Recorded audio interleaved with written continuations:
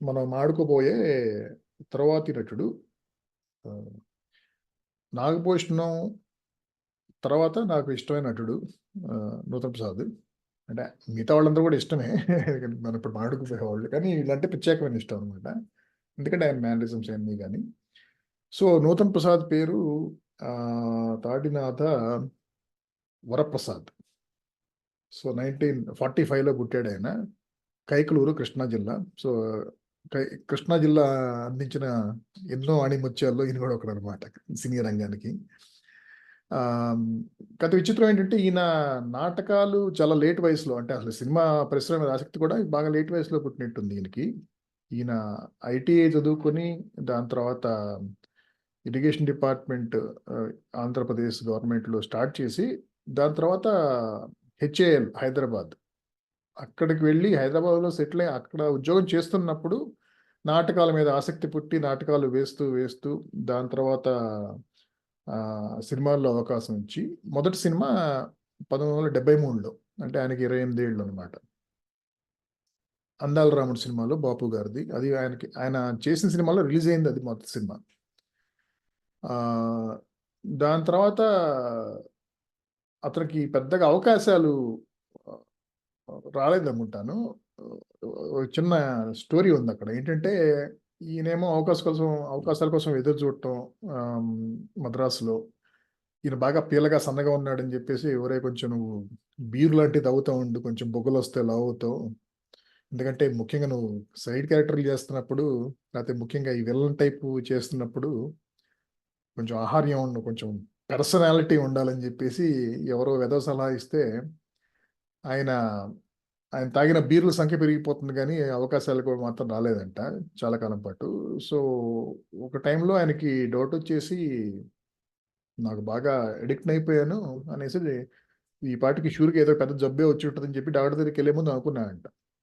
Doctor కనుక అన్ని పరీక్షలు చేసి, నీకు నిజంగానే నువ్వు అనుకున్నట్టే ఫలానా ఫలానా జబ్బు వచ్చేసింది అంటే కనుక ఇంకా ఇంకా ఎక్కువ బాగా తాగి తాగి చచ్చిపోదాం, లేకపోతే కనుక పూర్తిగా ఆపేద్దాం, అంత బాగుందంటే కనుక పూర్తిగా ఆపేద్దాం అని చెప్పేసి. సో ఆయన అదృష్టం కొద్దీ, మన అదృష్టం కొద్దీ డాక్టర్ అన్ని టెస్టులు చేసి అంత బాగానే ఉంది బాబు ప్రస్తుతానికి, ఇక మాత్రం తాగకంటే తప్పనిసరిగా తాగనండి అని చెప్పేసి, ఇక నుంచి నేను రేపటి నుంచి కొత్త జీవితం ప్రారంభిస్తున్నాను కాబట్టి నా పేరు ఇక వరప్రసాద్ కాదు నూతన్ ప్రసాద్ అని చెప్పి అతనే నామకరణం చేసుకుని సో అలా వచ్చాడు. దెన్ ఆయనకి మళ్ళీ ఫస్ట్ బ్రేక్ వచ్చింది చెప్పాలంటే, మళ్ళీ బాపు గారిది అందాల రాముడితో ఆయనకి మొదటి సినిమా అయితే, బ్రేక్ వచ్చిన సినిమా కూడా కొంచెం ప్రేక్షకుల కళ్ళల్లో పడింది. ముత్యాల ముగ్గులో నిత్య పెళ్లి కొడుకు పాత్ర. రావుగోపాలరావు ఇతన్ని వాడు ఇతని ద్వారా చాలా కాపురాలు చెడగొట్టడం ఇలాంటివన్నీ చేసే ఆ, పాత్ర అన్నమాట ముత్యాల ముగ్గులో. సో అక్కడి నుంచి ఇంకా దాదాపు వెనుదిరిగి చూసుకోకుండా ఎన్టీఆర్, ఏఎన్ఆర్, ఇంకా అప్పటికి ఈ కృష్ణరాజు వీళ్ళందరూ 70s కాబట్టి వాళ్ళందరితో కూడాను చాలా పాత్రలు. కాకపోతే చాలా కాలం పాటు అతనికి ప్రధాన ప్రతిపక్ష ఇది ప్రతినాయకుడి పాత్ర ఉండేది కాదు. వన్ ఆఫ్ ద సైడ్ విలన్స్గా ఉండేవాడు. లేకపోతే కొంచెం ప్యూర్ కామెడియన్ టైప్లో, అంటే చాలా సినిమాలు ఉంటాయి అన్నమాట. అతను ఏంటంటే ఇంట్లో, అంటే ఈ ఇంటి చూరుపట్టును వేలాడే అల్లుడు టైపులో ఒక పెద్దల్లుడో చిన్నల్లుడో, అంటే మగ మహారాజులో గనక చిరంజీవికి పెద్ద బావ చిన్న బావ అనమాట. అలాంటి పాత్ర చాలా చేసేవాడు.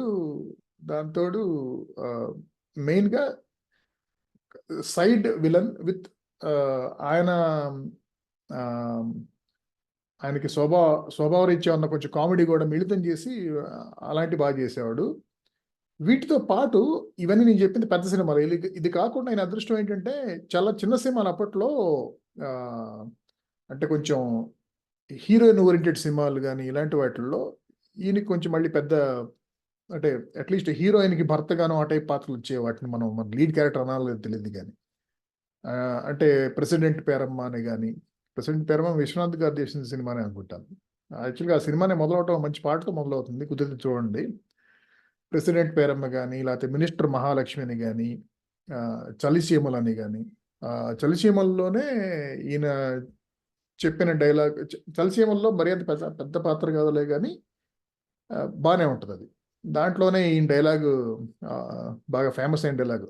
101 జిల్లాలకి అని జెప్పేసి. 101 జిల్లాలకి అందగాడిని అని జెప్పి గాని, ఆ 101 జిల్లాలు అనేది ఆ సినిమాలో చాలా సందర్భాల్లో వాడుతా ఉంటాడనమాట ఆయన. 101 జిల్లాలకి ఎదవనైపోయానని జెప్పేసి గాని, ఈ రకంగా. సో, అలా ఆహ్, ఆహ్, మిడ్ 70 అదే 73 మిడ్ 70స్ నుంచి ఆహ్, బాగా నడుస్తా లేట్ 70స్‌లో 'రాజాధిరాజు' అనే సినిమా వచ్చింది. అది బాపు గారి డైరెక్షన్‌లోనే అనుకుంటాను అది. అది కూడా చాలా బాగా అంటే ముఖ్యంగా ఇతని నటనకి బాగా పేరొచ్చింది. ఆ పాట చాలా మందికి గుర్తే ఉండుంటది. కొత్త కొత్త దేవుడండే దేవుడండి కొంగొత్త కొంగొత్త దేవుడండే దేవుడండి. అండండే అనేసి దాంట్లో ఇతని నటనే కాదు, ఆ పాటలో ఇతను వేసే స్టెప్స్ నాట్యం కూడా మంచి నమస్తూ ఉంటుందన్నమాట. ఆహ్, సో, ఇది కాకుండా ఆహ్, ఎర్లీ 80స్ దాకా కూడా ఇతనికి ఇట్లానే ఆహ్, ఆహ్, మంచి పాత్రలొచ్చాయి. కాపోతే ప్రధాన విలన్‌గా కాకుండా అన్నమాట. దాని తర్వాత ఎప్పుడైతే రావుగోపాలరావు గారు కొంచెం ఆరోగ్యరీత్యా గాని, ఏమైనా గాని డౌన్ అయ్యారో, ఇది మిడ్ 80స్ తర్వాత 86, 87 ఆ టైం తర్వాత, అప్పుడు ఈయనకి కొంచెం వరుసనే ఒక 2, 3 ఏళ్ల పాటు ఈయనే ప్రధాన విలన్ పాత్ర. అంటే కలెక్టర్ గారి అబ్బాయి ఆ సినిమా గాని, ఆ కోవలో వచ్చిన ఆ 2 ఏళ్ల పాటు వచ్చినియి.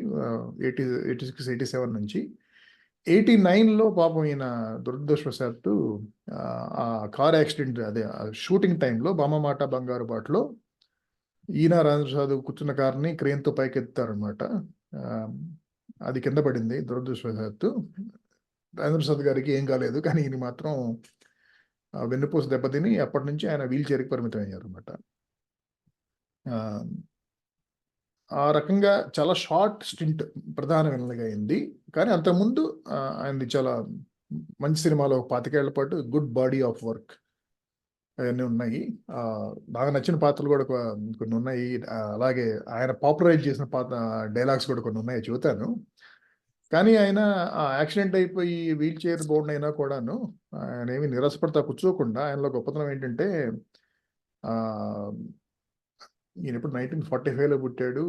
89 యాక్సిడెంట్ జరిగింది. అంటే 54 ఇయర్స్‌కి almost early closer to his life టైప్‌లో అయిపోయింది గదా! కానీ ఇంకొక 12 ఏళ్ల పాటు అప్పటిదాకా ఆయన 365 సినిమాలు చేశాడంట. తర్వాత కూడాను చిన్న చితక పాత్రలు ఆబ్వియస్‌లీ ఇంకొక 112 సినిమాలు చేశాడన్నమాట. అలా వీల్ చైర్ బౌండ్ పోర్షన్స్‌తోనే. 'కర్తవ్యంలో' కనపడతాడు మనకాయన. 'అబ్బాయి' గారి సినిమా 'ఈవి సత్యనారాయణ' దాంట్లో కూడా ఉంటాడు. అలా జడ్జి పాత్రలో జడ్జి పాత్రలో ఎదురుగా జడ్జిలు పోలీసులు అయితే కదలాలి గాని జడ్జిలు అయితే కదలక్కర్లేదు కదా! అలాంటివి. అలాగే చాలా మందికి కొంచెం మేబీ 'చిరంజీవి మాస్టర్' సినిమాలో ఉంటాడు. ఆ! 'చిరంజీవిది మాస్టర్' సినిమాలో. అవునవును. దాంట్లో గూడా ఉంటాడు. దెన్ నాకు తెలిసి ఈ 80స్‌లో పుట్టిన పిల్లలంటే ఈ కుర్రవాళ్ళందరికీను గురుప్రసాద్ అంటే తెలిసింది నాకు తెలిసి ఈటీవీ 'నేరాలు ఘోరాలు'. హ్మ్. ఆయన మంచి ఆయన గాత్రం బాగా ఉపయోగిస్తా ఆ రోజు సాయంత్రం ఆ గోపి తన స్నేహితుడిని తీసుకెళ్ళి మద్యం సేవించి ఒక నిర్మానుష్య ప్రదేశానికి తీసుకెళ్ళి పెద్ద బండరాయి మోది చంపేసాడు. ఇలాంటివి చెబుతూ ఉండేవాడనమాట. ఆ నేరాలు ఘోరాలు కథలు. అలా బాగా ఆయన ఫేమస్. సో, ఆహ్, సో క్లుప్తంగా చెప్పాలంటే అదనమాట. ఏంటంటే 'నూతన్ ప్రసాద్' ఆహ్, ఆయన మేనరిజమ్స్‌కి ఫేమస్. ఎలా 'నాగభూషణం' గురించి, 'రాఘవేంద్రరావు' గురించి ఎలా చెప్పుకున్నామో, ఈయన మేనరిజమ్స్, డైలాగ్స్ హ్మ్. అవన్నీ చాలా ఫేమస్సు. చాలా తక్కువ కాలం ప్రధాన విలన్ పాత్ర పోషించడానికి ఆయనకి అవకాశం వచ్చింది. కానీ అంతాను బాగా ఆయన ఉపయోగించుకున్నాడు. సో, నాకు ఆహ్, సో, పాత్రలు ప్రస్తావించాలంటే గనక ఇప్పుడు నేను చెప్పినట్టు ఆల్రెడీ 'ముత్యాల ముగ్గు', 'చలచీమలు', 'ప్రెసిడెంట్ పేరమ్మ' అని చెప్పాను. 'రాజాధిరాజు' అలాగే 'పట్నం వచ్చిన ప్రతివతల' సినిమాలో పోలీస్ ఇన్స్‌పెక్టర్. దేశం చాలా క్లిష్ట పరిస్థితుల్లో ఉంది అనేసి ఆ డైలాగ్ ఒకటి ఫేమస్సు. దెన్ ఇంకా నేను చెప్పినట్టు ఇలా బావగారి పాత్రలు అది ఇంటెల్డ్ పాత్రలు. మగ మహారాజు గాని, లేకపోతే శ్రీవారికి ప్రేమ లేఖలో కూడాను మంచి పాత్ర అయింది. జంధ్యాల సినిమాల్లో మంచి మంచి ఆ, పాత్రలు ఉన్నాయండి. ఈ శ్రీలక్ష్మి ఈ సినిమాలు చూసి వచ్చి స్టోరీ చెబుతూ ఉంటుంది కదా. ఆ, లలితా ఆ, శివజ్యోతి అంతా లౌకస జ్యోత. ఆ, అప్పుడు ఆయన తమ్ముడు తీసుకెళ్ళి కాదు కాంతారావు అని జ్యోతి అంటే ఎన్టీఆర్ తమ్ముడు కాంతారావు కాదు, ఆయన పేరు త్రివిక్రమరావు అని చెబుతూ ఉంటాడు అనమాట ఇతను. సో శ్రీవారికి ప్రేమ లేఖ కానీ, అలాగే దాని తర్వాత 80s లో బాగా ఆయనకి పేరిచిన పాత్ర సినిమా అహనా పెళ్ళంట. రణసోదకి తండ్రిగా. ఏంటి నా ఆటోబయోగ్రఫీ తెలియదా నీకు అని చెప్పేసి మా తాతలు ముగ్గురు అని చెప్పి కనిపించిన వాళ్ళందరూ చెప్పటం, అది బాగా ఫేమస్.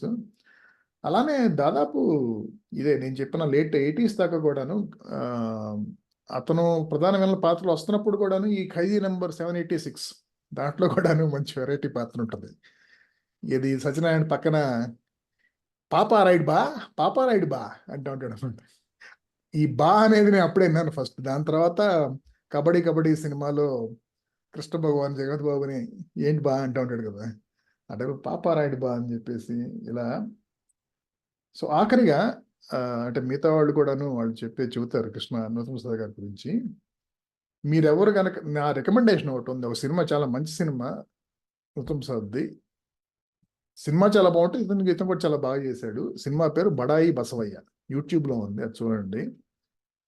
మామూలుగా ఊటిని ఇట్లా బడాయిగా సొల్లు కబుర్లు చెప్పుకుంటా పల్లెటూరులో తిరిగేవాడు, డబ్బు ఉన్నవాడే. దాని తర్వాత సినిమాలు మన బడాయికి లెవెల్కి సరిపోవాలంటే కనుక మద్రాసులో సినిమా తీయాల్సిందే అని చెప్పి పక్కన వాళ్ళు ప్రోత్సహిస్తే అక్కడికి వెళ్ళి అతను ఎలాంటి సినిమా తీశాడు,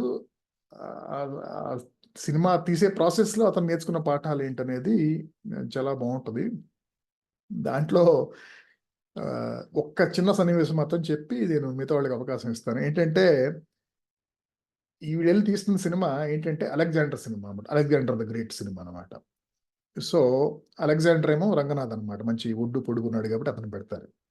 సో ఇప్పుడు పాటల సిట్టింగ్ ఉంటుంది అనమాట. ఈ కింగ్ సినిమాలో కనుక నాగార్జున బ్రహ్మానందం కూర్చున్నట్టు.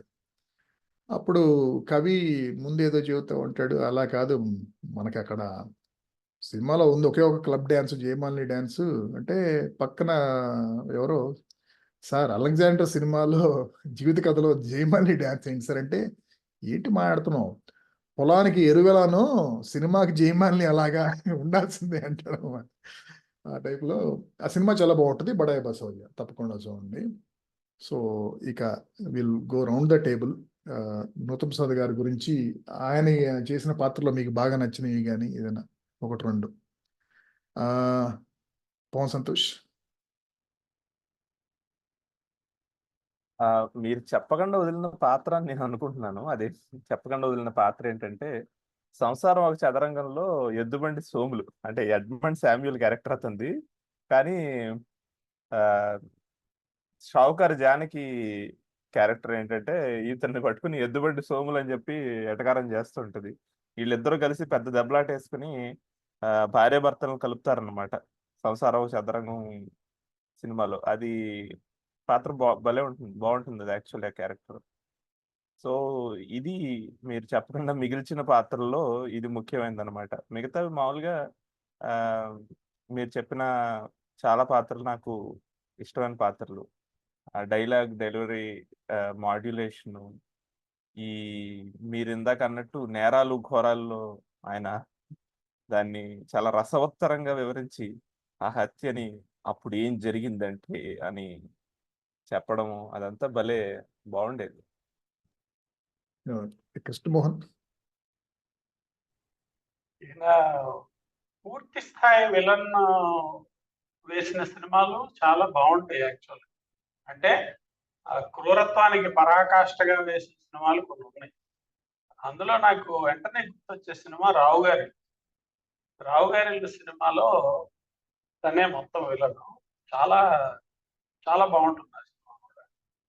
అలాగే ఇంకా ధ్రువ నక్షత్రం, బ్రహ్మపుత్రుడు ఇలాంటి సినిమాలు కొన్ని ఉన్నాయి పూర్తిగా విలన్గా వేసిన. నిజంగానే యాక్సిడెంట్ అవ్వకుండా ఉండుంటే ఇంకా చాలా మంచి సినిమాలు, చాలా మంచి పాత్రలు వచ్చి ఉండేవి. అది మనకి లాస్ అది. ఆయనకి లాస్ కాదు యాక్చువల్‌గా. మనకి లాస్ ఎక్కువ. ఆ టైంలో తెలుగుదేశం ప్రభుత్వం ఆయన్ని కొంచెం ఆదరించి రవీంద్ర భారతి చైర్మన్‌గా ఆయన్ని పోస్ట్ చేసింది. ఆయన కొంచెం అదొక ఆధారం చూపించి అక్కడ కూర్చోబెట్టి గౌరవించు. అట్లా నిజంగా ఆ డిక్షన్ రావుగోపాలరావు లాగే ఆయన కూడా ఆ డిక్షన్ అనేది తెలుగు మాట్లాడడంలోని స్వచ్ఛత, స్పష్టత ఇదంతా కూడా అసలు ఎలాంటి డైలాగ్ అయినా సరే ఎంత పెద్దదైనా, ఎంత పొడుగుదైనా వాళ్ళదంటూ ఒక శ్లేష, వాళ్ళదంటూ ఒక పద్ధతి వాడి ఆ డైలాగ్‌ని పట్టింపజేయడం. అవునవును. ఇది నేను చదివాను గూడాను. ఏంటంటే ఈయనకి ధారణ శక్తి బాగా ఎక్కువంట. అందుకని ఒకసారి ఏదో కావాలని ఒక పోటీ కింద ఒక సినిమాలోనే 1200 అడుగుల షాట్ అంటే ఫిల్మ్ అంత పెద్ద అంటే ఎన్ని పేజీల డైలాగో తెలీదు కానీ ఆ టైప్‌లో జస్ట్ ఒకసారి చూసుకొని మెమరైజ్ చేసుకొని మొత్తం ఆబ్వియస్లీ ఆ హావభావాలతో అంత పెద్ద షాట్ చెప్పాడంట. ఆ డైలాగ్ చెప్పాడంట ఆయన. చాలా బాగుంటుంది. ఎక్కువ విలన్ పాత్రలతో పాటు కామెడీ కూడా ఎక్కువ ఉండేది కాబట్టి అసలు జంజాల సినిమాలో ఆ చూపులు కలిసిన శుభవేళ, ఆనా పెళ్ళంట ఈ సినిమాల్లో తన పాత్రలు చాలా గట్టిగా గొప్పగా ఉంటాయి. జేము నిశ్చయమురా అది కూడా బానే ఉంటుంది. దాంట్లో కూడా పాత్ర. అది రేలంగి నరసింహరావు కదా? ఓకే. ఓకే. శివశంకర్ గారు మీరు నూతన సాధక గురించి మేము చెప్పంది ఏమన్నా లేకపోతే చెప్పగలరా? దాదాపు అన్ని మీరు చెప్పేశారు సార్. కాకపోతే ఏంటంటే నూతన్ ప్రసాద్ గారి సినిమాలలో మాకు బాగా ఇష్టమైనదంటే శ్రీవారికి ప్రేమ లేఖ ఒకటి, తర్వాత చందేల గారు, గురువు గారు చందేల గారు అది హాస్య సన్నివేశాలు ఉన్న సినిమాది సార్. మన రాజేంద్ర ప్రసాద్ ఆ ఒక్కటి ఆహనా పెళ్ళంట ఆహనా పెళ్ళంటలో తన ఆటో బయోగ్రఫీ చెప్తున్నాడు అందరికి కనపడ్డ వాళ్ళకల్లా. ఈ ఒక హాస్టల్ వార్డెన్ దగ్గరికి వార్డెన్ దగ్గర లేకపోతే హాస్పిటల్లో ఒక నర్సు దగ్గర వచ్చి నా ఆటో బయోగ్రఫీ మీకు తెలుసా అంటే ఏంటంటే తెలియదు అసలు ఏం సంగతి, అసలు ఆటో బయోగ్రఫీ ఏందని చెప్పి చెప్పగానే ఆయన చెప్పిన విధానానికి ఆమె అసలు కలుదిరిగి పడిపోవడము. అంటే ఆ ఆటోబయోగ్రఫీని మనం బయట కనపడనియరు కానీ అదంతా రసవత్తరంగా చూపడం అనేది దర్శకుడి యొక్క ప్రతిభకు నిదర్శనం అని చెప్పవచ్చు మనం. తర్వాత ఈ శ్రీవారికి ప్రేమ లేకంటే అందులో ఆ శ్రీలక్ష్మి చెప్పే ఆ సినిమా స్టోరీలకు నేను తట్టుకోలేనని చెప్పేసి ఆమెని పక్కన ఎవరికో ఒకరికి అట్లా చెప్పేసి అనుచిత జారుకోవడం, లేకపోతే వాళ్ళ నాన్నగారు సుత్తి వీరభద్రారావు గారు ఆయన చీటికి మాటకి ఏదైనా చెప్తున్నప్పుడు అలా గోడ గుద్దుకోవడం, నాన్న గోడ పగిలిపోద్ది నాన్న కొంచెం ఆగరా అని చెప్పేసి అట్లా చెప్పిన సందర్భాలు అంటే బాగుంటాయి. ఏదైనా సరే మీరు దాదాపు మీరు అన్ని చెప్పేశారు. మన ఆఖరి సెగ్మెంట్ బాగా ఇంట్రెస్టింగ్ గా ఉండే సెగ్మెంట్ కోటా శ్రీనివాసరావు గారి గురించి. సో పవన్ సంతోష్ మీరు మొదలు పెట్టండి. కోట శ్రీనివాసరావు గారు 1940లో పుట్టారు. 41 అనుకుంటా దాదాపుగా. ఈయన కృష్ణా జిల్లా కంకిపాడులో పుట్టారు. దాదాపుగా విజయవాడకి బాగా దగ్గర. ఈ ప్రాంతం తెలిసిన వాళ్ళకి అందరికీ తెలుసు. కంకిపాడు పేరు పాపులరే, సినిమాల్లో కూడా పాటల్లో వస్తుంది, అది కంకిపాడు రూటు అనుకుంటూ. అయితే ఈ కంకిపాడు ఊళ్ళో వీళ్ళ నాన్నగారు వైద్యుడట. ఇది వైద్యుడు అని చెప్పి ఆయన చెప్పారు. ఏ వైద్యుడో మనకి పూర్తిగా తెలియదు. బహుశా ఆ రోజుల్లో రకరకాల ఈ ఆర్ఎంపీల దగ్గర నుంచి ఆయుర్వేదం చేసే వాళ్ళ దాకా అందరూ వైద్యులే. కాబట్టి ఈయన బహుశా ఎట్లాంటి వైద్యులు అనేది మనకి స్పష్టంగా తెలియకపోయినా ఆంజనేయుల డాక్టర్ గారు అని చెప్పి కోట గారు చెప్పుకున్నారు. వాళ్ళ నాన్నగారి పేరు చాలా పాపులర్ అట ఆయన. సో ఇలాగ వీళ్ళ మొత్తంగా 6 సంతానంలో ఈయన మధ్యవాడు కోట శ్రీనివాసరావు గారు. ఈయనకి ఈ నటనా రంగంలోకి చిన్నతనం నుంచే నటన వైపుకి ఈయనకి దృష్టి వెళ్ళింది. నటన వైపు ఈయన పనిచేయడం మొదలెట్టారు. కాకపోతే ఆ నటన ఏంటంటే రంగస్థలం. ఈయన మొదటి నుంచి కూడా సినిమాలు అనేవి మన లీగ్ కాదులే, మనమేమి స్ఫురద్రూపంతో అందంగా అంత ఒడ్డు పొడుగుతోటి విలన్ అయినా కూడా ఒడ్డు పొడుగు ఉండాలేమో అని చెప్పి ఎస్వి రంగారావు గారు లాంటి వాళ్ళు నెలకొల్పిన స్టాండర్డ్లు ఉన్నాయి కాబట్టి అంత ఒడ్డు పొడుగు లేను, అంత అందంగా కూడా నేను ఉండను. కాబట్టి సినిమాలు అనేవి మన లీగ్ కాదు, మన వ్యవహారం కాదు. మనం నాటకాల్లో మన నటన ప్రతిభ అంతా చూపించుకుందాం అని చెప్పి ఈయన నాటకాల్లోనే ఉండేవారు. ఈ నాటకాల్లోకి ఈయన దిగడానికి కూడా ఒక కారణం ఏంటంటే వీళ్ళ అన్నగారు కోట నరసింహారావు అని చెప్పి ఈయన మంచి నటుడట, చక్కగా రాసేవట, నాటకాలు రాసేవట, డైలాగులు కూడా చక్కగా నాటకాల్లో డైలాగులు, నాటకము, కథ మొత్తం అంతా కూడా ఈయన రాయగలిగేవట. అట్లానే చక్కటి నటుడు. దాంతోటి ఈయనకి నాటకాల పట్ల చిన్నప్పటి నుంచి ఆసక్తి, ఇష్టం ఉండేవి. రకరకాల కుటుంబాలు ఉంటాయి. కొన్ని కుటుంబాల్లో వీళ్ళది బ్రాహ్మణ కుటుంబం అయినా కూడా కొన్ని కుటుంబాల్లో సాధారణంగా నాటకం అని పేరు ఎత్తగానే నడ్డెరగొడతారు. బట్ వీళ్ళ అన్నగారు ఆల్రెడీ నటనలో ఉండడం వలన ఈయనకు అలాంటి ప్రమాదం ఉండదు. దాంతో ఈయన కూడా నటన కొనసాగించేవాళ్ళు. దానికి తోడు ఆ రోజుల్లో ఊళ్ళల్లో చిన్న చిన్న నాటకాలు ఊళ్ళోని వాళ్ళే ఎవరో ఒక చిన్న దర్శకుడి దగ్గర లేకపోతే ఒక నటుడి దగ్గర ఎవరో ఉంటే వాళ్ళ దగ్గర తర్ఫీదు తీసుకుని ఆ ఊళ్ళో వాళ్ళే చిన్న చిన్న నాటకాలు వేయడం అనేది ఆ రోజుల్లో ఉండే పద్ధతి, అలవాట్లో ఉండే పద్ధతి. సో కొంతకాలం పాటు ముఖ్యంగా పంటలు లేని రోజుల్లో ఊళ్ళో వాళ్ళు వినోదం కోసం పంట పనులు ఎక్కువ, వ్యవసాయ పనులు ఎక్కువ లేని రోజుల్లో వాళ్ళు నాటకం నేర్చుకోవడము, దాన్ని నటించి చూపించడము, ఇదంతా కూడా జరిగేది. అయితే పల్లెటూరు చిన్న ఊళ్ళు కావడంతో ఎక్కువ మంది దొరికేవాళ్ళు కాదు కాబట్టి కాస్త స్పష్టంగా ఉచ్చారణ ఉండగలిగిన వాళ్ళందరినీ కూడా నటులుగా తోసేవాళ్ళు. ఆ క్రమంలోనే కోట నరసింహారావు గారు స్వయంగా నటుడు కాబట్టి, రచయిత, డైలాగ్ రైటర్ ఇదంతా ఉంది కాబట్టి తమ్ముళ్ళు కోట శ్రీనివాసరావు గారే కాదు, కోట శంకర్రావు గారు అని చెప్పి ఆయన కూడా మంచి నటుడే. సినిమాల్లో కనిపిస్తుంటారు, సీరియల్లో కూడా కనిపిస్తుంటారు. వీళ్ళిద్దరికీ కూడా శుభ్రంగా నటనలో రుద్దేసేవారు అనమాట చిన్నప్పటి నుంచే. ఈ రకంగా వీళ్ళు కొనసాగేవాళ్ళు. అయితే ఈ నటన అనేది ఆయన కొనసాగుతూనే వచ్చింది. కానీ శుభ్రంగా చదువుకున్నాడు, ఉద్యోగం సంపాదించాడు, స్టేట్ బ్యాంక్ లో ఉద్యోగం సంపాదించాడు. ఆ రోజుల్లో బ్యాంకు ఉద్యోగం చాలా పెద్ద మోజు. ఆ రోజులు ఏంటి 2000 దాకా కూడా బ్యాంకు ఉద్యోగం అంటే 2010 2015 దాకా కూడా చాలా ఆసక్తి, ఇష్టం బ్యాంకు ఉద్యోగాలంటే చాలా మందికి. ఫ్యాన్ కింద కూర్చుని ఉద్యోగం చేసుకునే ఉద్యోగాలన్నీ అభిప్రాయం వల్ల కావచ్చు, మరేదైనా కావచ్చు, వైట్ కలర్ జాబ్. సో అందరికి ఇష్టమైన జాబ్. ఆ ఉద్యోగం చక్కగా చేసుకునేవాళ్ళు. ఇష్టం ఏంటి, ప్రేమ ఏమిటి, నాటకం అంటే విపరీతమైన ఆసక్తి, ఇష్టం. కాబట్టి నాటకాలు బాగా ఆడేవారు రంగస్థలం మీద. అయితే ఇక్కడ ఒక తేడా చెప్పుకోవాలి. కోట శ్రీనివాసరావు గారు 20 సంవత్సరాల పాటు రంగస్థలం మీద నాటకాలు ఆడారు. కానీ రంగస్థలం ఒకసారి నేను ఒక ఇంటర్వ్యూలో కూడా విన్నాను ఈ మాట. ఈయన చెప్తారు, ఈయన పేరేంటి, తనికెళ్ల భరణి గారు చెప్తారు, మేము రంగస్థలంలో కోట శ్రీనివాసరావు కావచ్చు, ఎల్బి శ్రీరామ్ కావచ్చు, తనికెళ్ల భరణి కావచ్చు, వీళ్ళకి ఒకళ్ళు తెలుసు, రంగస్థలం మీద అందరూ తిరిగిన వాళ్లే కాబట్టి. కానీ తనికెళ్ల భరణి గారు ఏమంటారంటే, రంగస్థలం మీద మేమే కింగులం కానీ సినిమాల్లోకి వచ్చేసరికి ఇది వేరే విద్య. ఈ విద్యలో కోట శ్రీనివాసరావు గారిని మించిన వాళ్ళం కాదు మేము, ఆయన చాలా గొప్ప నటుడు, మాకన్నా చాలా పెద్ద స్థాయి నటుడు అని చెప్పి తనికెళ్ల భరణి గారు చెప్తారు. అందుకని నాటకాల్లో నటించారన్నదే కానీ నాటకాల్లో నటనకి, సినిమాల్లో నటనకి చాలా భేదం ఉంటుంది. నాటకాల్లో నటిస్తూ ఉండేవాళ్ళు, ఆ అనుభవం గడిస్తూ ఉండేవాళ్ళు, కొనసాగుతూ ఉండేది ఈ రకంగా. అయితే ఈయనకి సినిమాల్లోకి వెళ్ళాలన్న ఆసక్తి లేకపోవడం కాదు, సినిమాల్లోకి వెళ్ళడం మన పని కాదేమో అన్న ఒక గట్టి నమ్మకం ఉండేది. ఇదంతా ఎప్పుడు 1970 చివరికి వచ్చేసరికి, అంతవరకు కూడా అప్పటికి 20 ఏళ్ల రంగస్థల అనుభవం. అయితే అనుకోకుండా ఈయన అదృష్టవంతులని చెప్పాలి. ఇందాక చాలా మంది గురించి చెప్పేటప్పుడు వాళ్ళు తిరిగారు, అవకాశాల కోసం ప్రయత్నించారు, చిన్న చిన్న అవకాశాలు వచ్చాయి, తప్పుకున్నా, ఇవన్నీ చెప్పుకొచ్చారు కదా. ఈయన కథ వేరనమాట. ఈయన ప్రయత్నం చేయలేదు, మన పని కాదేమో అనుకుని.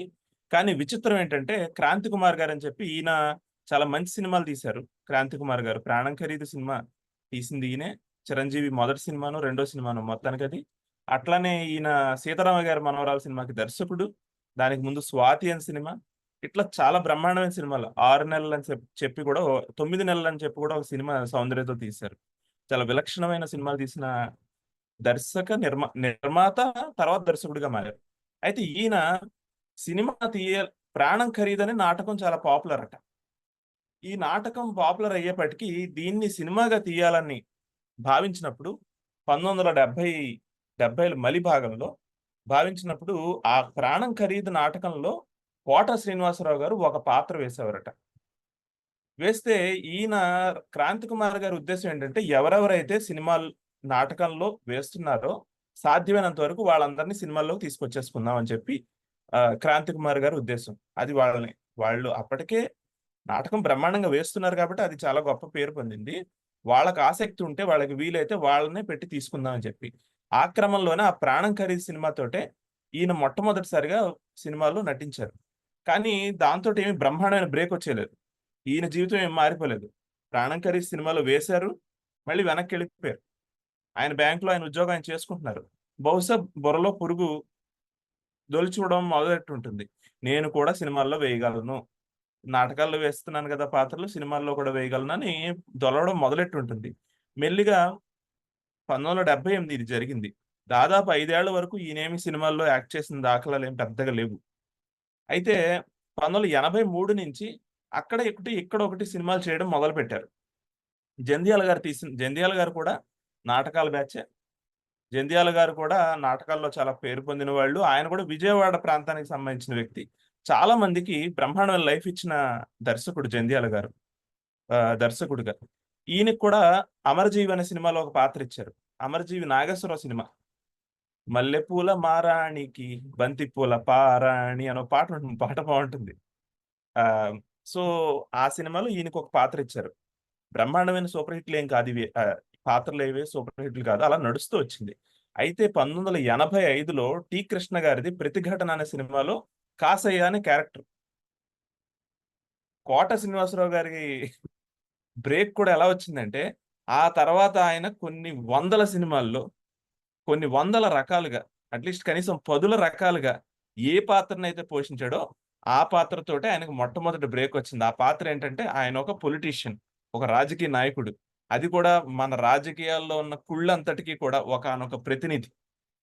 రాజకీయం అంటే ఏంటో తెలియదు, మంచి అంటే ఏంటో తెలియదు, మట్టిగడ్డలు అంటే ఏంటో తెలియదు ఆ మనిషికి. సో ఎంతసేపు చూసినా ఇప్పుడున్న అంటే అప్పుడున్న ఆ చెత్త రాజకీయాలకు ఆయన ఒక ప్రతినిధి. రౌడీలను రాజకీయాల్లోకి తీసుకురావడం, వాళ్ళని ఉపయోగించుకోవడం. ఆ క్రమంలోనే ఆ సినిమాలో భయంకరమైన విలన్ ఒకడు ఉంటాడు. ఆ విలన్ గెడ్డం వేసుకుని మానభంగాలు, దారుణాలు చేస్తాడు ఆ సినిమాలో. వాడిని తీసుకుని వాడిని సమర్థించుకుంటూ వచ్చి ఆ టైపు ఆయన అందులో తెలంగాణ యాస మాట్లాడతారు.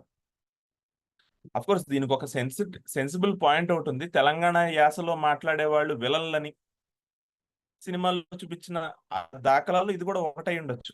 బట్ ఏంటంటే ఈయన కృష్ణా జిల్లాకు చెందిన వ్యక్తి. ఈ ప్రాంతంలో పుట్టారు, ఈ ప్రాంతంలో పెరిగారు, ఎక్కడ ఉద్యోగాలు చేసుకునేవాళ్ళు, మొత్తానికి ఉద్యోగాలు ఎక్కడెక్కడ చేసుకునేవాళ్ళు. ఈ మనిషి మద్రాసు వెళ్ళి తెలంగాణ యాసలో బ్రహ్మాండంగా అదరగొట్టేశాడు, సూపర్ హిట్ సినిమా. సో మొట్టమొదటి నుంచి ఈయనకి యాస మార్చి మాట్లాడడం, వేరే రకరకాలైన తెలుగు యాసల్ని అది క్యాప్చర్ చేయడం, దాన్ని ఉపయోగించుకుని సినిమాల్లో బ్రహ్మాండంగా వాడుకుని ఆ సినిమా విజయానికి కూడా హెల్ప్ చేయడం అనేది మొదటి సినిమాలోనే అన్ని లక్షణాలు కనిపిస్తాయి మనకి. అండ్ ఆ సినిమా ఈ క్యారెక్టర్లో ఒక స్మాల్ టింజ్ ఆఫ్ కామెడీ కూడా కనిపిస్తుంది మనకి. ఇది అంతకు ముందున్న ఈ నూతన్ ప్రసాద్ గారు లాంటి ధోరణే. అవడానికి చేసే పని క్రూరమైన పని, దుర్మార్గమైన పనే. కాకపోతే మాట్లాడే ధోరణిలోను, చెప్పే డైలాగులోను, ఆ పాత్ర నడుచుకునే తీరులోను, దాని డమ్నెస్ లో అంటే దాని మూర్ఖత్వంలోనూ చూస్తే కామెడీ వస్తుంది. సో ఇవన్నిటితో కలిపి మొట్టమొదటి బ్రేక్ లోనే బ్రహ్మాండమైన అవకాశం అనేది సంపాదించుకున్నాడు ఆయన. సో అదే ఆయనకి దారి లేసింది. ఈయన ఇన్ని చేయగలడు అన్న దారి అక్కడి నుంచి ఆయనకి మొదలు పెట్టింది. సో అందులో డైలాగ్ ఒకటి ఉంటుంది, గియాల మనం అందరం ఏడెందుకు కూకున్నాం, ఎలక్షన్లు వస్తున్నాయన్న ముచ్చట మీకు అందరికీ తెలిసిందే. హైదరాబాద్కి రైలు గాడి పోయేందుకు పైసలు ఉన్న వాళ్ళందరూ ప్రజాస్వామ్యం అని మాట్లాడేటోళ్ళు ఈ రోజుల్లో. కానీ అనుకుంటూ మొదలెట్టి మెల్లిగా ఆ విలన్ని తీసుకొచ్చి వాడిని నెక్స్ట్ వీడి ఎమ్మెల్యే అని చెప్పి క్యాండిడేట్ ని ప్రకటిస్తాడు అనమాట. అదొక అంటే నేను సరిగ్గా పలికించలేకపోయాను కానీ ఆయన బ్రహ్మాండంగా ఎరగదీసేస్తాడు ఆ క్యారెక్టర్ లో. సో ఇది బ్రేక్ ఆయనకి. ఇది బ్రేక్ అయితే వెంటనే ఇంకొక బ్రేక్ పడింది సినిమా ఇండస్ట్రీలో. మనం బ్రేక్ అంటే అది సూపర్ హిట్ అంటాం కదా, వెంటనే ఈయన కెరీర్ లో చిన్న బ్రేక్ పడింది. ఆ బ్రేక్ ఏంటంటే పాపం కరెక్ట్ గా ఇదే సమయంలో ఎన్టీ రామారావు 1983లో సినిమా ఇండస్ట్రీని దాదాపుగా వదిలేసి రాజకీయంలో రంగప్రవేశం చేసి అక్కడ బ్రహ్మాండమైన super hit, Telugu Desam super hit అయింది. అక్కడ ఆయన ముఖ్యమంత్రి అయ్యారు. అయితే కాంగ్రెస్ ఏం చేసింది, కృష్ణ గారిని కాంగ్రెస్ తన పార్టీలోకి తీసుకుంది. రామారావు గారికి కృష్ణ గారికి ఆల్రెడీ ఉన్న గొడవల వల్ల కృష్ణ ఏం చేయడం మొదలు పెట్టారంటే, రామారావు గారు లాంటి క్యారెక్టర్లు తీసుకుని రామారావు గారు చేసిన ప్రతి పనిని వెక్కిరిస్తూ చంద్ర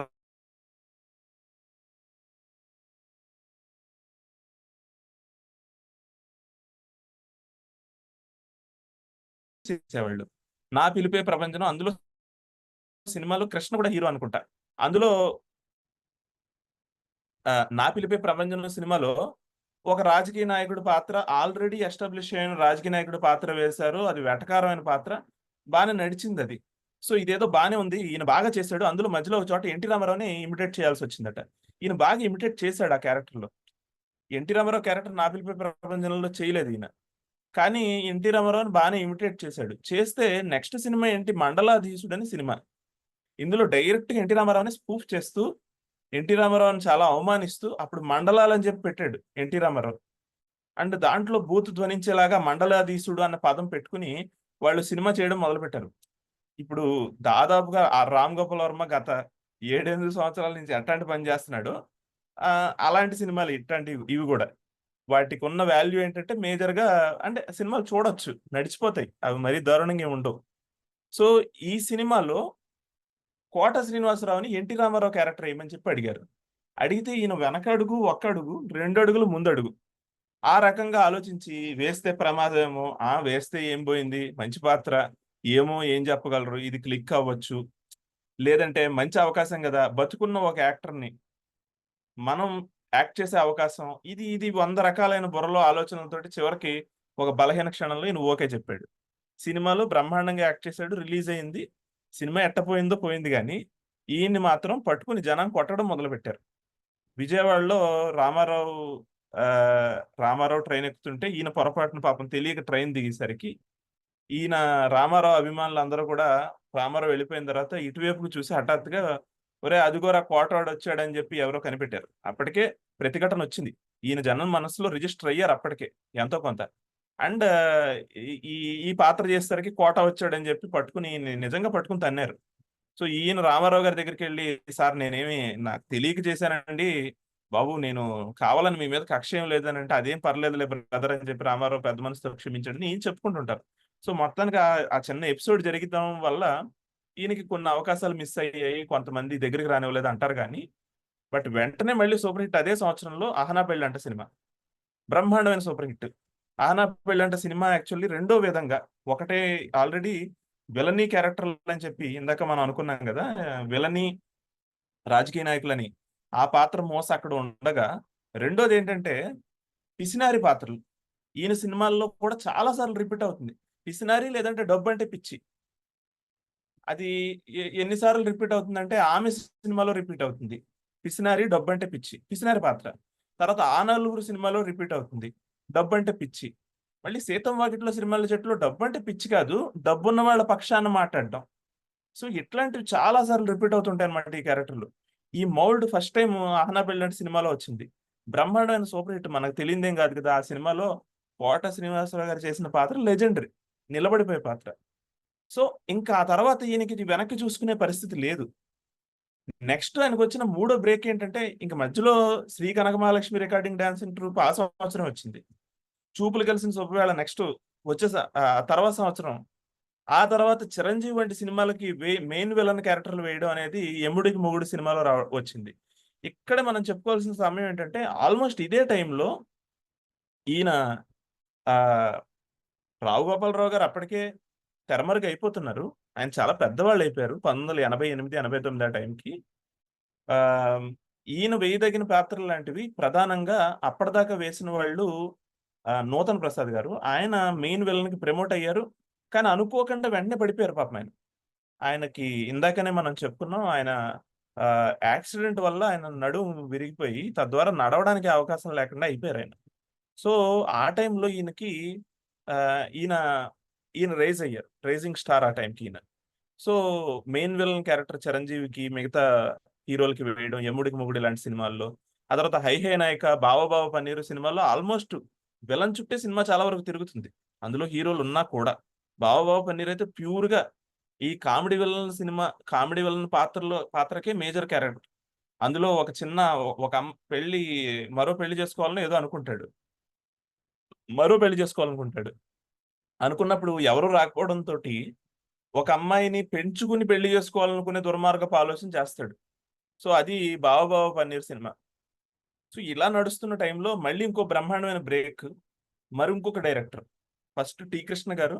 అన్ఫార్చునేట్లీ టి కృష్ణ గారు కూడా చాలా త్వరగానే వెళ్ళిపోయారు, లేకపోతే మంచి కాంబినేషన్ అది. తర్వాత అహనా పెళ్ళి అంటే జంధ్యాల గారు. ఆ తర్వాత ఆయన కంటిన్యూ అవుతూ వచ్చారు. అప్పుడు మూడో కాంబినేషన్ ఏంటంటే రామ్ గోపాల్ వర్మ. శివ సినిమా 1989. అందులో మాచిరాజ్ అనే క్యారెక్టర్ ఉంటుంది. చివరికి ఆ మెయిన్ విలన్ చేతిలో చచ్చిపోతాడు, కానీ మాచిరాజ్ క్యారెక్టర్ కూడా బ్రహ్మాండమైన క్యారెక్టర్. అప్పటిదాకా చేసిన ఆ లౌడ్నెస్ ఉండదు మాచిరాజ్ క్యారెక్టర్. ఆ సటిల్నెస్, రామ్ గోపాల్ వర్మ ఏం చేయించినా ఆ సటిల్నెస్ తీసుకొస్తాడు. సటిల్నెస్ తీసుకొస్తూనే దాంట్లో ఒక టింజ్ ఆఫ్ అది మనం ఎంజాయ్ చేయగలుగుతాం. ఓ పక్కన సటిల్ గా ఉంటుంది, కానీ మనం బాగా ఆస్వాదించగలుగుతాం. ఆ రకమైన లక్షణాలు ఉన్న క్యారెక్టర్స్ తోటి రామ్ గోపాల్ వర్మ వచ్చాడు శివ. అది ఇంకొక రకమైన మలుపు. వెంటనే శత్రు సినిమా 1990. ఆల్మోస్ట్ శత్రు సినిమా వచ్చేసరికి ఏంటంటే ఒక టైప్ ఆఫ్ క్యారెక్టర్స్ ఒక టైప్ ఆఫ్ క్యారెక్టర్స్ కోట శ్రీనివాసరావు గారే వెయ్యాలి అన్న దాదాపుగా స్థిరపడిపోయిందేమో అని నేను అనుకుంటున్నా. శత్రు సినిమాలో వెంకటరత్నం అనే క్యారెక్టర్ ఉంటుంది. అందులో తల ఇలా పెట్టుకుని నెత్తి మీద చేతులు పెట్టుకుని ఈ ఫోన్ ఎవడ కనిపెట్టాడురా బాబు, అది ఎత్తండ్రా బాబు అంటుంటాడు. చాలా ఒక పక్కన హ్యూమరస్ గా ఉంటుంది, చాలా భయంకరమైన పాత్ర. దారుణాలు చేయిస్తుంటాడు, స్వయంగా చేయుడు. మిగతా వాళ్ళ లాగానే స్వయంగా నిలబడి చేయించగలిగిన పర్సనాలిటీ కాదు. దారుణాలు స్వయంగా చేయాలంటే స్విచ్ నొక్కితే పనులు అయిపోతుంటాయి. అట్లాంటి ఒక విలన్ పాత్ర. దాదాపుగా శత్రు సినిమా ఈయన భుజాల మీద నడుస్తుంది. అది నాకు గుర్తున్నంత వరకు కోడి రామకృష్ణ గారు శత్రు సినిమా డైరెక్టర్. కోడి రామకృష్ణ గారు కూడా అప్పట్లోనే బ్రహ్మాండమైన సక్సెస్ఫుల్ చూస్తున్నాడు ఆయన. సో ఈ రకంగా చూసేసరికి 1990కి వచ్చేసరికల్లా కోట శ్రీనివాసరావు గారు తన ఎన్ని వేరియేషన్స్ వేయగలడు అనే దాని మీద ఒక మౌలికమైనది స్థిరపడిపోయింది. ఇంకా తర్వాత 1990 మొత్తం అంతా దున్నుకున్నాడు కోట శ్రీనివాసరావు గారు. అప్పుడు ఆయన రామ్ గోపాల్ వర్మదే ఆల్మోస్ట్ ఈ 1991 ఆ టైంకే మనీ సినిమా కూడా వచ్చింది కదా, దాంట్లో కంకిపాడు జీవరత్నం. మనీ సినిమాలో క్యారెక్టర్ అల్లావుద్దీన్ అంటాడు. కంకిపాడు జీవరత్నం పేరు మార్చుకుంటాడు Allauddin. Same type of character, same type of cards, but names different. Printed 25 years ago. అసలు అది చాలా తమాషా అయిన క్యారెక్టరైజేషన్. ఆ రకమైన సటిల్ కామెడీ, ఆ రకమైన విచిత్రమైన టైపు చేయగలిగిన వాళ్ళు చాలా తక్కువ, రాయగలిగిన వాళ్ళు చాలా అరుదు. సో అట్లాంటి మీరు అన్నట్టుగా of course Sri Kanakamahalakshmi recording dancing troupe కూడా సినిమా చెప్పాలంటే కోట ఇది చెయ్యగలడు అని చూపించిన సినిమాల్లో అది కూడా ఒక ముఖ్యమైన cinema. Kanakamahalakshmi recording dancing troupe సినిమాలో అది ఏదో పాత్ర పేరు గుర్తురాట్లేదు నాకు. భయంకరం తిట్లు తింటాడు. యారా నువ్వు వచ్చావేంట్రా అని పాపిగా ఇంకా బతికే ఉన్నా, యారా పాపిగా నువ్వు ఇంకా బతికే ఉన్నా. సో మన లేడీస్ అంటుంటాడు, ఊరుకోరా మన లేడీస్ అంటుంటాడు. ఆ తర్వాత ఏమో వచ్చి భద్రాచలం సింహాచలం ఎంకనా అదేంటి భద్రాచలం సింహాచలం చిన్న తిరుపతి ఆఖరికి పెద్ద తిరుపతి కూడా ఒప్పుకున్నాను. తిరుపతి ఆఖరికి పెద్ద తిరుపతిలో కూడా ఒప్పేసుకున్నాం. ప్రోగ్రామ్స్ మనం రాకపోతే జనాలు పట్టుకుని తన్నేస్తారు అంటే తన్నేస్తారు అక్కి అంటే నువ్వు చేసే వైభోగానికి పుణ్యక్షేత్రాలు కూడాను కాళ్ళు చేతులు పడిపోగలవు దరిద్రుడు అంటది ఆమె. సో ఒక బ్రహ్మాండమైన అంటే ఓ పక్కన ఒక కామెడీ విలన్, తెలంగాణ యాసలో మాట్లాడే కామెడీ విలన్ ఓ పక్కన మాచిరాజు పాత్ర, లేకపోతే మరియు అంతకు ముందు ఉన్న కాసయ్య పాత్ర, ఇలాంటివి. ఇంకో పక్కన చూసుకున్నట్టయితే పక్క కోనసీమలో అక్కడ లోకల్ గా పుట్టిన ఒక చిన్న ఇది కట్టలపాము లాంటి ఈ క్యారెక్టర్ చివరిలో తెలుస్తుంది ఇది కట్టలపాము లాంటి క్యారెక్టర్ అని. సామాన్యమైన కామెడీ విలన్, సామాన్యమైన విలన్ కాదని ఆ సినిమా చివరిలో తెలుస్తుంది.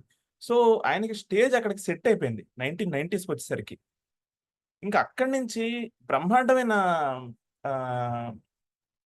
అవకాశాలు ఆయనకు వచ్చాయి. మిగతా మనం మాట్లాడుకున్న మిగతా నటులకి ఈయనకి టాలెంట్ విషయంలో నేను ఖచ్చితంగా ఈయన గొప్ప వాళ్ళు గొప్ప అని మనం కామెంట్ ఎందుకు చేయలేమంటే, కాకపోతే నటన విషయంలో ఈయన చాలా ముందుకు వెళ్ళారు.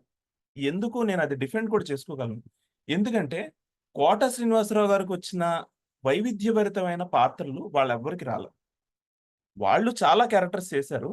కానీ ఒకే టైప్ క్యారెక్టర్స్ చాలా చేశారు. కోట కూడా ఒకే టైప్ క్యారెక్టర్స్ బోల్డని చేసిన సందర్భం ఉందంటే అది పొలిటికల్ స్పెక్ట్రమ్‌లో క్యారెక్టర్స్.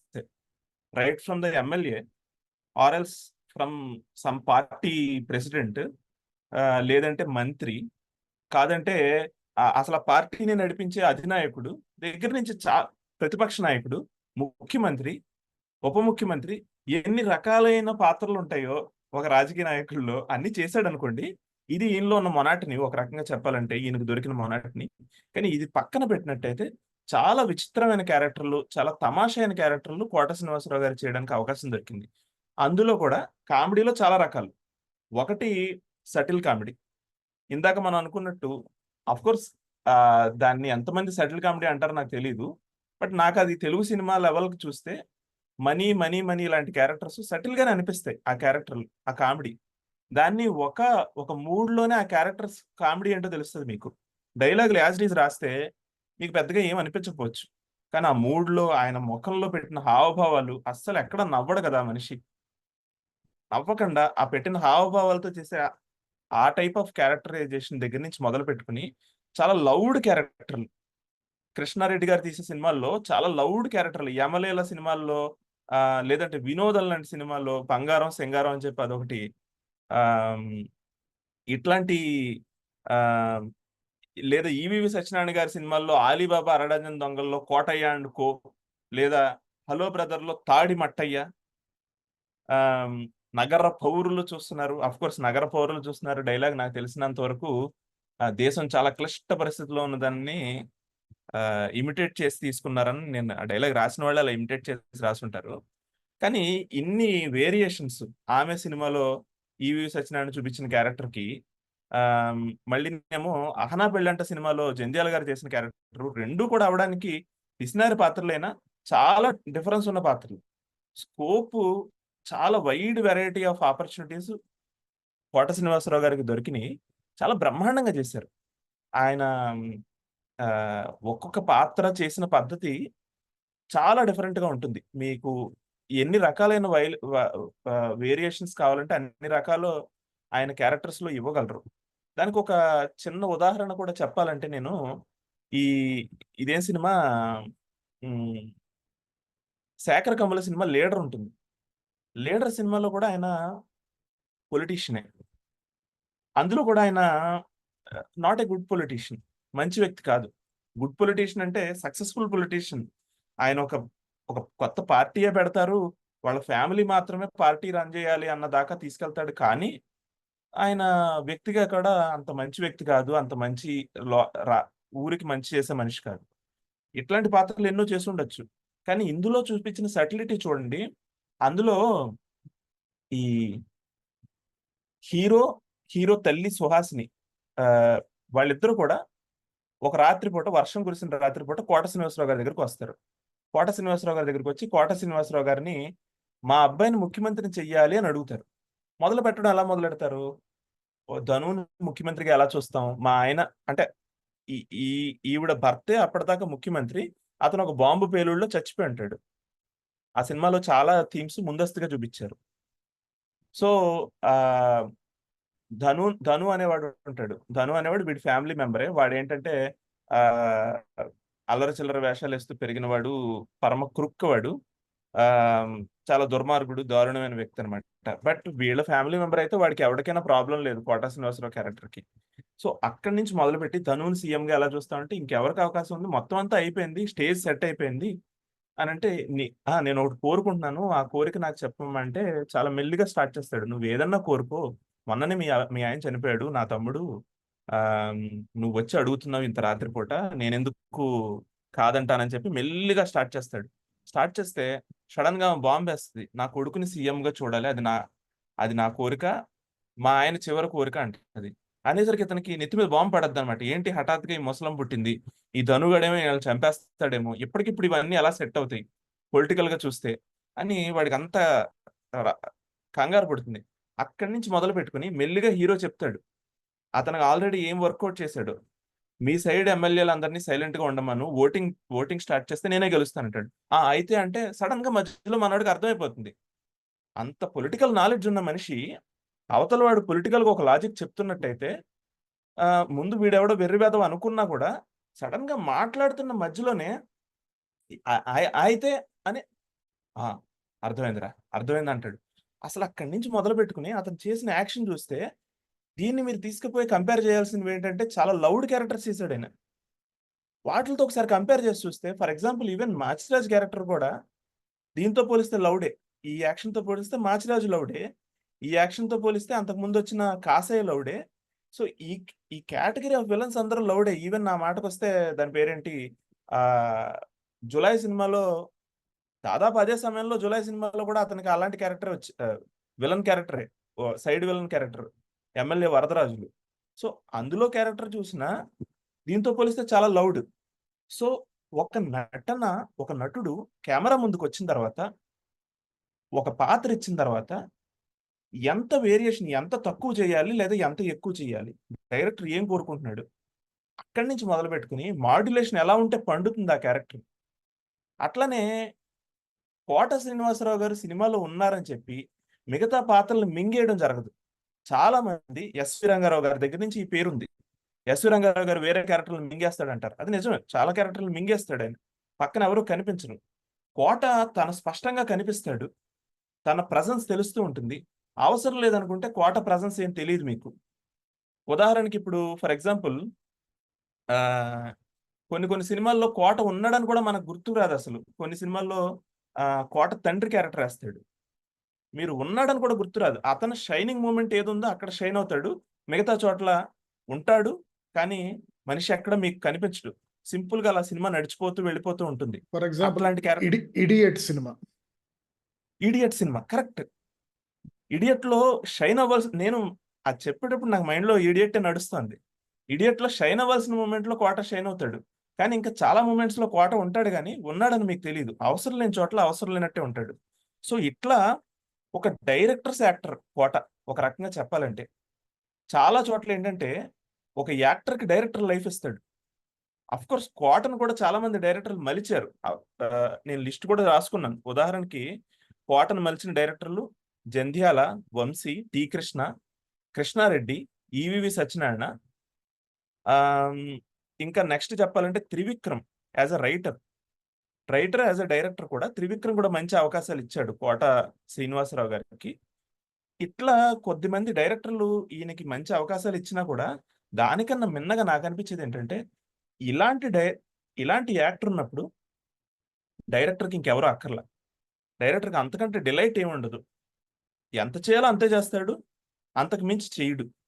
సో బహుశా ఈ కోణం నుంచే ఆయన ఇందాక చెప్పుకున్నాం కదా తనికెళ్ల భరణి గారు, ఈ కోణం నుంచే మా అన్న కోట శ్రీనివాసరావు గారు కూడా అప్పట్లో రంగస్థలంలో ఉండేవాడు. కానీ అప్పట్లో రంగస్థలంలో మేమే ఎక్కువ కప్పులు కొట్టేవాళ్ళం, మేమే ఎక్కువ పేరు పొందేవాళ్ళం. కానీ సినిమా ఇండస్ట్రీలోకి వచ్చిన తర్వాత సినిమా నటుడిగా ఆయన తెర ముందు కెమెరా ముందు నటించడం మొదలుపెట్టిన తర్వాత ఆయన స్థాయి వేరు అని చెప్పడానికి కూడా రీజన్ అదే కావచ్చు.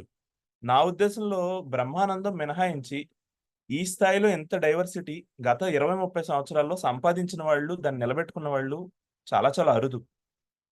బహుశా మన వాళ్ళు ఎవరైనా వాదిస్తే ప్రకాష్ రాజ్ తరఫున వకాలతో పుచ్చుకుని వాదించవచ్చు. కానీ ప్రకాష్ రాజు పాత్రలు మింగేస్తాడు. ప్రకాష్ రాజ్ వల్ల పాత్రలు చెడిపోయిన సందర్భాలు ఉన్నాయి. కోట వల్ల చెడిపోయిన పాత్ర ఒకటి చెప్పండి ఎవరైనా. ఉండవు. Kota is a different level altogether. Kota diversity చూడాలి అనుకుంటే చూడవలసిన క్యారెక్టర్స్ కొన్ని చెప్తాను నేను ఇప్పుడు. కోట డైవర్సిటీ చూడాలని అంటే చూడవలసిన క్యారెక్టర్స్ ఏంటంటే, ఇప్పుడు 'హలో బ్రదర్‌లో' తాడిమట్టయ్యలో చేసిన కామెడీ. దాన్ని ఇందాక అన్నట్టు 'మనీలోను' చేసిన కామెడీని కంపేర్ చేసుకుంటే 'కోటలోని' డైవర్సిటీ ఒకటి తెలుస్తుంది. అట్లనే 'ప్రతిఘటన' సినిమాలో చేసిన క్యారెక్టర్‌కి ఇది తమిళ్‌లో ఒక సినిమా ఉంది యాక్చువల్లీ. అదేంటంటే 'రంగం' సినిమా ఉంది. 'రంగం' సినిమాలో తమిళ రాజకీయ నాయకుడి క్యారెక్టర్ అది. తమిళ రాజకీయ నాయకుడి క్యారెక్టర్ చేశాడు. ఆ క్యారెక్టర్‌కిని ఇందాక నేను చెప్పిన ఆహ్, ఈ 'లీడర్' సినిమాలో క్యారెక్టర్‌కి ఈ మూడింటికి మనం అండ్ 'గణేష్' సినిమాలో క్యారెక్టర్‌కి. ఇక్కడ 'గణేష్', 'రంగం' తమిళ సినిమా డైరెక్టర్. 'తిరుపతి స్వామి' తమిళ్ డైరెక్టర్. అతను 'గణేష్' సినిమా డైరెక్టర్. 'రంగం' డైరెక్ట్‌లీ తమిళ్ మూవీ. తమిళ్‌లోనే డైరెక్ట్ చేశాడు. తెలుగులో దాన్ని డబ్బింగ్ చేశారు. దాన్ని డబ్బింగ్ చేశారు. సో, ఆ 2 సినిమాలు. అట్లనే ఇక్కడ మనకి తెలుగులో తెలియాలంటే మనం 'ప్రతిఘటన' సినిమా అండ్ మనకి మళ్ళీ 'లీడర్' సినిమా. ఈ 4 సినిమాలు మనం కంపేర్ చేసుకుంటే జస్ట్ ఈ ఈ కోట చేసిన యాక్షన్ పార్ట్‌ల వరకు మనం చూసుకొని కంపేర్ చేసుకుంటే అతని వైడ్ వెరైటీ ఆఫ్ యాక్షన్ అతనికున్న ఆ స్థాయి, ఆ రేంజ్ తెలుస్తుంది. ఇది కాక 'రెడీలో' పెద్దినాయుడు క్యారెక్టర్‌లో రాయలసీమ పాత్ర ట్రై చేశాడు. బట్ పక్కనే ఈయన 'జయప్రకాష్ రెడ్డి' గారు ఉండడం వల్ల అది తేలిపోద్ది. కానీ నాకు మళ్ళీ ఆశ్చర్యం కలిగించింది. నేను అనుకున్నాను రాయలసీమ యాస కోట చేయలేడు. ఇతని వల్ల అవ్వదేమో అనుకున్నా. కోట వల్ల అవ్వదేమో అనుకున్నా. కానీ అదేం కాదు అని చెప్పి మళ్ళీ నిరూపించిన సినిమా ఏంటంటే 'అత్తారింటికి దారేది' సినిమాలో సిద్ధప్ప నాయుడు పాత్ర. చూడప్ప సిద్ధప్ప డైలాగ్ ఆయనకే కదా పడేది. సో, 'అత్తారింటికి దారేది' సినిమాలో సిద్ధప్ప నాయుడు పాత్ర. బహుశా 'రెడీలో' ఏదో జరుగుంటుంది మొత్తానికి. లేకపోతే కోట అంటే ప్రిపరేషన్‌కి ఆప్షన్ లేకపోవడమో, వర్కౌట్ కాకపోవడమో, లేదా ఇందాక నేనన్నట్టు రాయలసీమ యాసని బాగా అవపోసన పట్టేసిన యాక్టర్ పక్కన ఉండడమో ఏదో కారణం అయి ఉంటుంది. కానీ 'అత్తారింటికి దారేదిలో' సిద్ధప్ప నాయుడు క్యారెక్టర్ రాయలసీమ యాస ఇరగదీసేస్తాడు. సో, ఇంత బ్రహ్మాండమైన రాయలసీమ యాస చేసినవాడు మళ్ళీ 'Sri Kanakamahalakshmi recording dancing troupe' సినిమాలో పక్కా కోస్తాంధ్ర యాస. అది కూడా రాజమండ్రి యాస. అద్భుతంగా తీసుకొస్తాడు. మనిషి పుట్టింది ఎక్కడ మళ్ళీ కృష్ణా జిల్లాలో అండి. అది గుర్తుపెట్టుకోవాలి మళ్ళీ మనం. సో, కృష్ణా జిల్లాలో పుట్టిన మనిషి అటేమో కోస్తా యాస. అది కూడా ఏంటి కోస్తా యాస అంటే ఏదో అనుకోవడానికి కాదు. రాజమండ్రి యాస స్పెసిఫిక్‌గా. ఇటువైపేమో చిత్తూరు యాస. ఇవి 2 కాకుండా 'సన్ ఆఫ్ సత్యమూర్తి' సినిమాలో తమిళ వాసన ఉండే తెన్నాటి తమిళం తెన్నాటి తెలుగు అంటారు. తెన్నాటి తెలుగు అంటే తమిళనాడు అని ఈవేళ మనం అనుకుంటున్న ప్రాంతానికి చెందిన తెలుగు. అక్కడి యాస. అట్లనే మీరు చాలా సినిమాల్లో ఇప్పుడు 'గాయం' సినిమా కావచ్చు, లేదంటే అంతకుముందు 'ప్రతిఘటన' కావచ్చు. ఇట్లాంటి సినిమాల్లో తెలంగాణ యాసలు తీసుకొచ్చిన విధానం. ఇవన్నిటిని మనం కంపేర్ చేసుకొని చూస్తే ఈ మనిషికున్న రేంజ్ ఏంటో తెలుస్తుంది. నిజంగా బ్రిలియంట్ రేంజ్. అవును. ఇవన్నీ కాకుండా అంటే ఇవన్నీ చాలా వరకు ప్రతి నాయకుడి పాత్రలు. ఇది కాకుండా ప్యూర్ క్యారెక్టర్ ఆర్టిస్ట్‌గా మనం అంటే 'ఇడియట్' కూడా అలాంటిదే. అలా కాకుండా 'idiot' pure character artist character. ఆ నలుగురు కావచ్చు, ఆడవారి మాటలకు లేకపోతే అర్థాలు వేర్లు.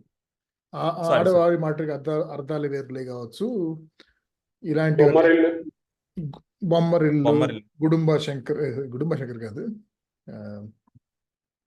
Sorry blanking out. అదేంటది 'గబ్బర్ సింగ్'లో హీరోయిన్ ఫాదర్ క్యారెక్టర్ కావచ్చు. ఇలాంటివి ఇంకా అలాంటివన్నీ ఆయన అర్ధరాత్రి లేపి మేకప్ వేసుకుని చేసేయమంటే చేసేయగలడు అలాంటి పాత్రలు. చాలా ఇంట్లో వరకు ఇల్లాలు యాక్చువల్‌గా. వంటింటి సినిమాలో కూడా మంచి మంచి క్యారెక్టర్ అది. ఇంట్లో ఇల్లాలు అవును. వంటింట్లో ప్రియురాలు. అది అవునవును. అన్నయ్య సినిమాలో చేస్తాడు. సో ఒకటి మీరు నేను ఒకే ఒక విషయం ఆడదాం అనుకుంటున్నాను బిఫోర్ మన కృష్ణమోహన్ ఆడే ముందు. మేబీ విల్ఫుల్లీ ఇగ్నోర్ చేస్తుంటారు కొన్ని ఏ పాత్రలు ఈ బాబు మోహన్ కాంబినేషన్లో వచ్చిన పాత్రలు అవన్నీను. అవి కానీ ఆ టైంలో కృష్ణారెడ్డి డైరెక్షన్లో కానీ లేకపోతే వేరే డైరెక్టర్ల డైరెక్షన్లో కానీ వచ్చినాయి చాలా. అంటే కొంచెం అది బోర్డరింగ్ ఆన్ వల్గారిటీ ఉంటాయి కొన్ని. బట్ అవన్నీ కూడా ఏంటంటే if you really want to have a hearty laugh అవి కొంచెం చాలా సరదాగా ఉంటాయి కొన్ని తమిళ్లో సినిమాలు. సెంథిల్. గౌండమణితో కాంబినేషన్ తోటి ఒక కమెడియన్ సెంథిల్. ఉంటారు. సెంథిల్, గౌండమణి వాళ్ళిద్దరు కూడా ఇలాగే బాబు మోహన్ ఈ కోట శ్రీనివాసరావు లాంటి కాంబినేషన్ బార్డర్ లైన్ హెరాస్మెంట్ కూడా కాదు, అది it is equal to harassment actually.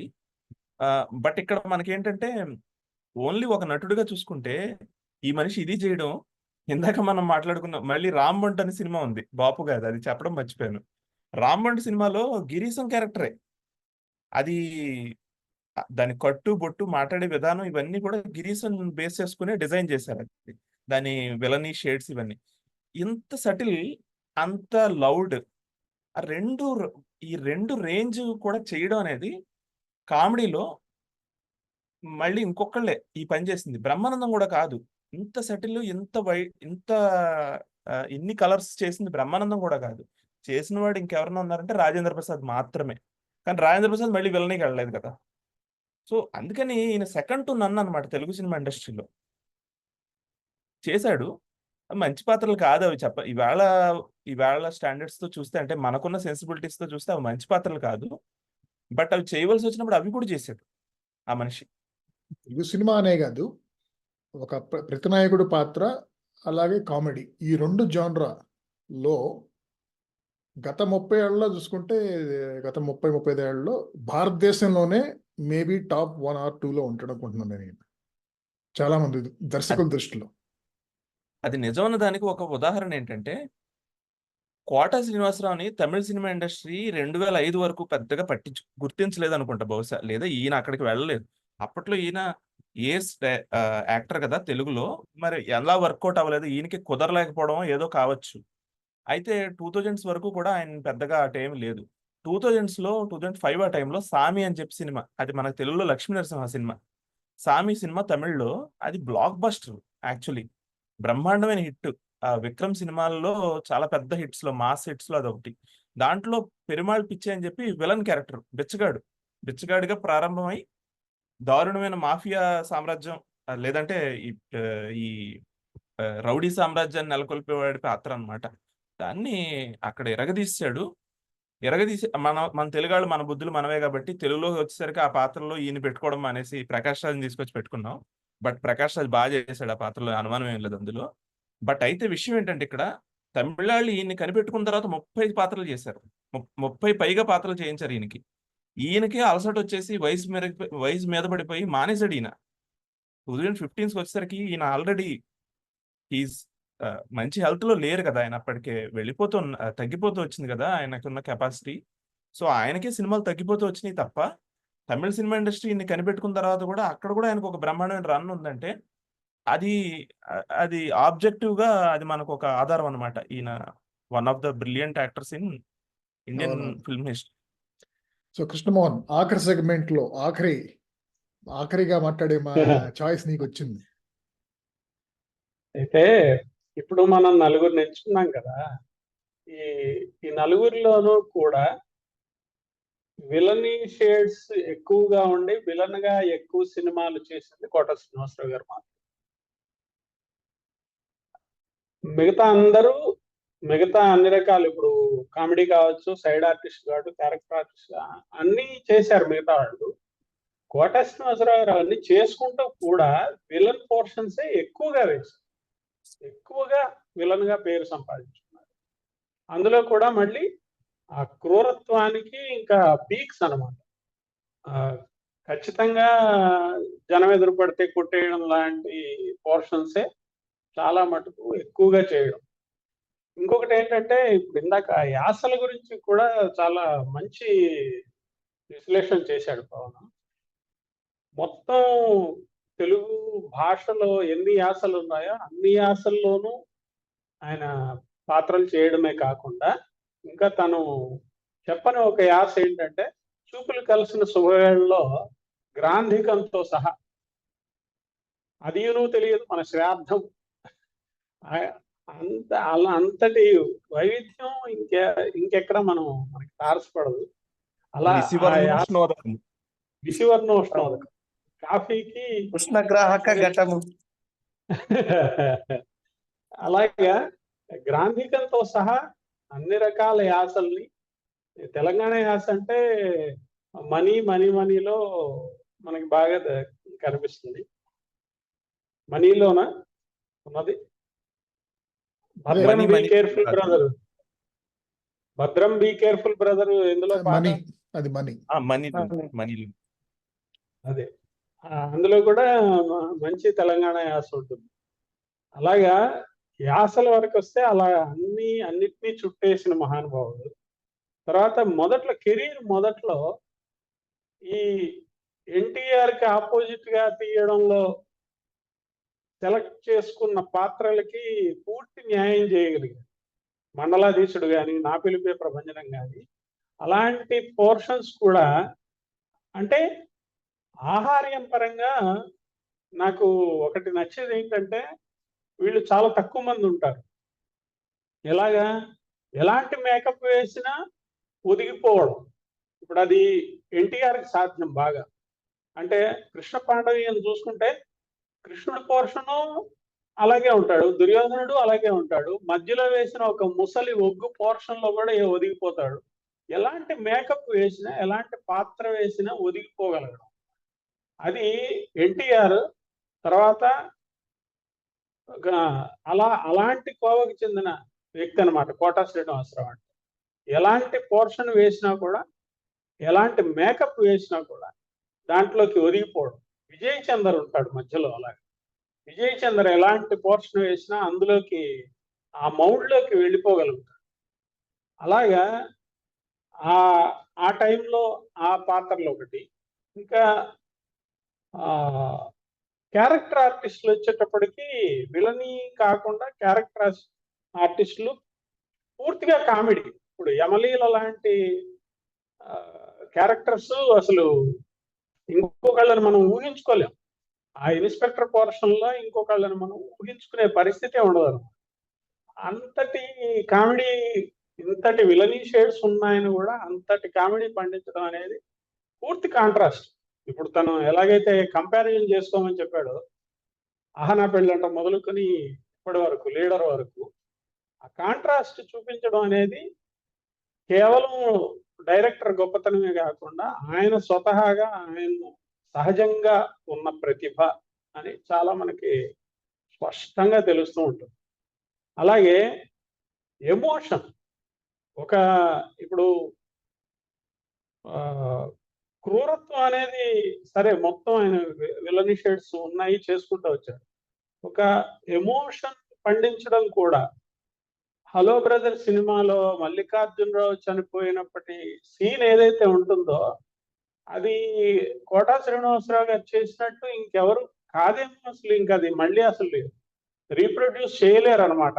అలాంటి ఫ్రేమ్స్ కానీ అలాంటి సీన్స్ ఇంకా మళ్ళీ కొన్ని పుట్టవు. అలాంటివి కూడా అలవోకగా చాలా సహజంగా చేయగలిగినంత గొప్ప ప్రతిభ కోటా శ్రీనివాసరావులో. చాలా చిన్న పాయింట్ మీరు అంటుంటే, అది ఎమోషన్ అంటే సీతం వాకిట్లో సిరిమల్ల చెట్లు ఇతను ఒక చిన్న క్యారెక్టర్ కానీ మంచి క్యారెక్టర్ ఉంటుంది. ఇతను మొదట్లో డబ్బున్న వాళ్ళ పక్షానే ఎక్కువ మాట్లాడతాడు, వీళ్ళందరినీ తప్పుపడుతుంటాడు. అంటే లైఫ్ లో ముందుకెళ్ళరు ఏంటి అది ఇది అని చెప్పి. వాళ్ళ మనవడికి యాక్సిడెంట్ అవ్వబోతుంటే ఇతను ప్రకాష్ రాజ్ క్యారెక్టర్ కాపాడుతుంది. కాపాడినప్పుడు ఇతను వచ్చి మాట్లాడుతుంటే ఎంత సటిల్ గా అంటే, ఆ బెజవాడ ఆయన పక్కన నుంచుని నేను కూడా మిమ్మల్ని 4 మాటలు అన్నాను. కానీ ఈవేళ అర్థమైంది, మీరు ఈవేళ చూస్తే ఏం మాట్లాడాలో నాకు తెలియదు అనడానికి.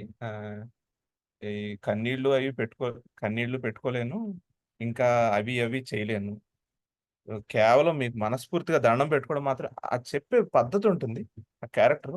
ఆల్మోస్ట్ రియల్ లైఫ్ లో స్లైస్ తీసి అందులో పెట్టినట్టే. అంతే.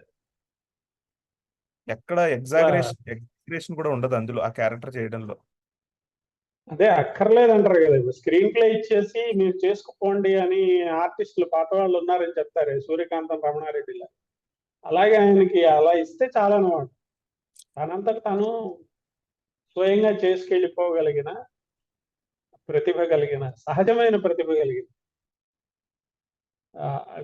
నిజంగా మొత్తం ఆక్రమించేసుకున్నాడు. విలనీని ఆక్రమించేసుకున్నాడు. గుడ్. సో మీ ముగ్గురికి మరొకసారి ధన్యవాదాలు.